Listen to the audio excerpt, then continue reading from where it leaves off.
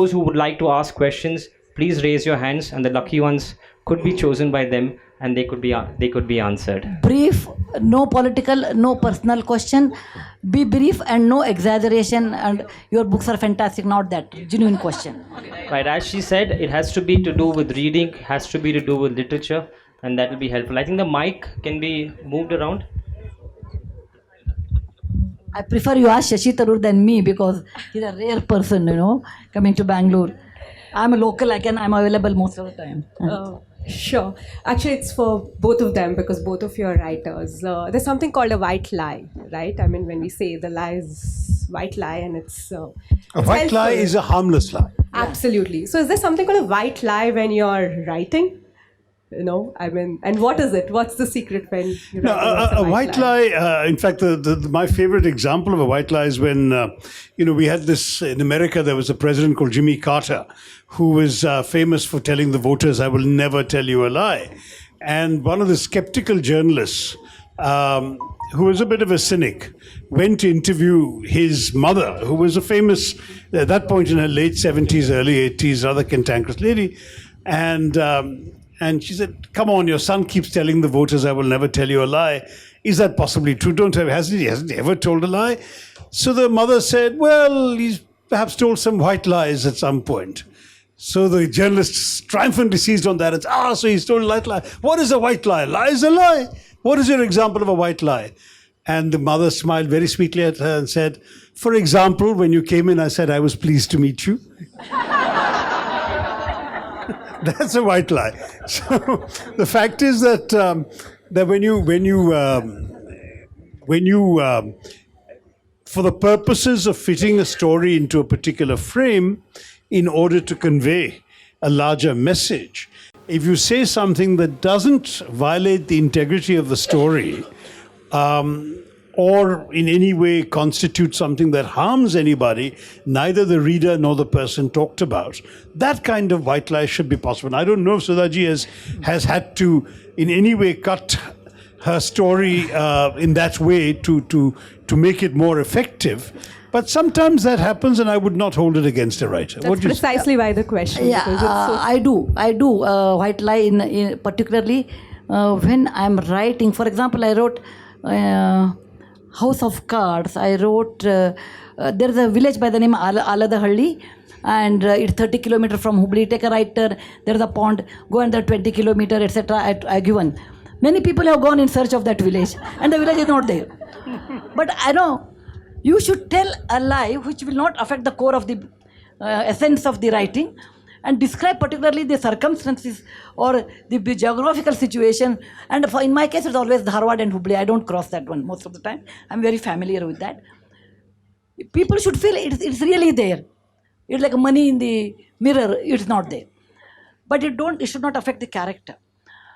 And it's like a weaving. If anybody knows weaving, it's a one thread of all these white lies, not maybe one in 100. And 99, the real one, you go on weaving, then you get a beautiful cloth. And these are the white lies, particularly name or the description of the village or their house. I can't say there's a house, that's it. Half a sentence is over, not that kind. House is dilapidated house, black house, this house, those are white lies. But it will not affect the core of the story, and which we use, once in a while. Otherwise it becomes very dry. Thank you so much. Yeah, I think we have a question from here. Yeah. Ma'am? Yeah. Ma'am, right here on your left side. Yeah. I'm on your left side. Ma'am, before we start, I must thank you, ma'am. You're very inspiring. You're very honest. You're very candid. You're very simple. And this goes without saying. I think she deserves a clap. Who? Me? Ma'am, yes. Okay. Yeah. Oh, I never knew. Ma'am, Dr. ShashiTharoor, I'm sorry for the Bangalore traffic. We've all gone through this, and because it rains, it's really bad. Tell me the question. Ma'am, the question is very simple. Because you're a teacher, and ma'am, what's your favorite subject? Doctor, also a question for you. What is your favorite subject? Mine is history. It's easy enough. Hers won't be computer science. Mine is always mixed with many things. Like I will teach computer science with history. I will teach computer science with some Jataka tales. I always had the 80-20 combination. But whatever subject or whatever work is given to me, I like to enjoy that, and that I'll make it my favorite. That's the way I live. Yes, please. Thank you so much, ma'am. Thank you. Ma'am? No, my first professor. Yes. my serious concern is about, in this electronic age, how to improve reading with the youngsters. Shashi should answer that.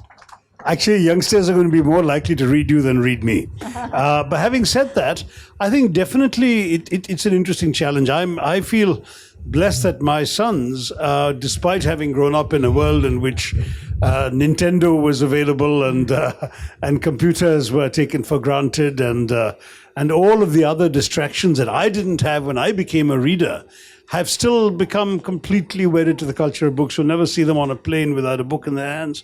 And I'm very touched. In fact, Rohan, having done so much to create a library that salvages classical literature for a new generation of readers. So clearly there's something in some members of the younger generation where the spark has been lit.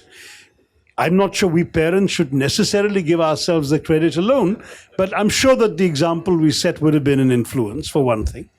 But the other is, yeah. No,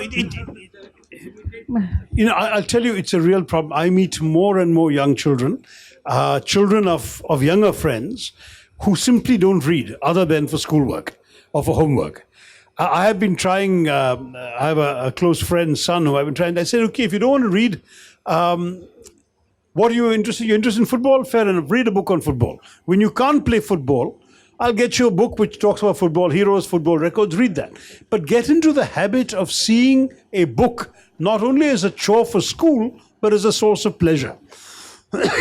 And from that, other things will come. But it's tough, partly because other forms of entertainment are so much easier to consume. I've seen the same kid sitting with his mobile phone, playing endless games of football rather than reading the book that I gave him on football. And how do I make him understand that the pleasure I get from that actually stimulates his brain in a very different way from punching away the keys on his imaginary football match on his phone?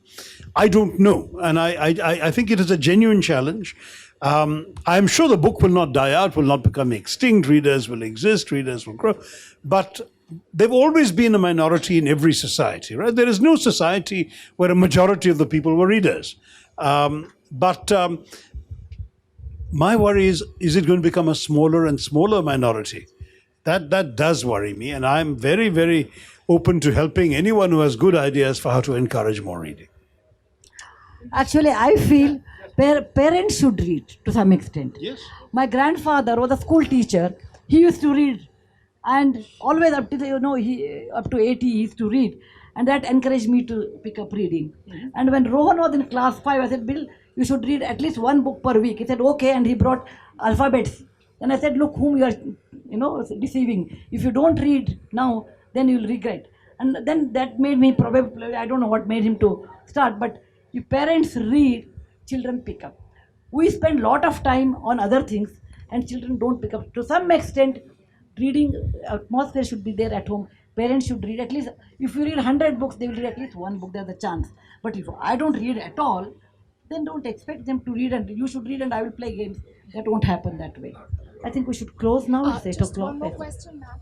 No. Curriculum. No. Joshua. Joshua. No. No, I think we should The close. problem actually is leaving books in school gives it the wrong association.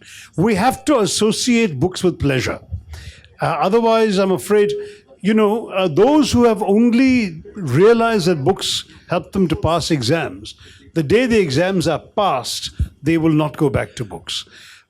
We just somehow have to create this culture. And it's tough because, those of us who had it, no one had to actually force us. In fact, very often our parents had to come and drag the books away from us or switch off the light. Many is the child who used to read out with a torch under the blanket because the parents had come and switched off the lights. Because the book gave us pleasure. How do we manage? Unfortunately, because there are so many easier sources of pleasure to consume, how do we stimulate that part of the brain cells that actually make people read? I'd be if anyone has any brilliant ideas, send them to me. So, Shashi, thank you very much that you have come all the way. And this is a small gift on Murthy family to you.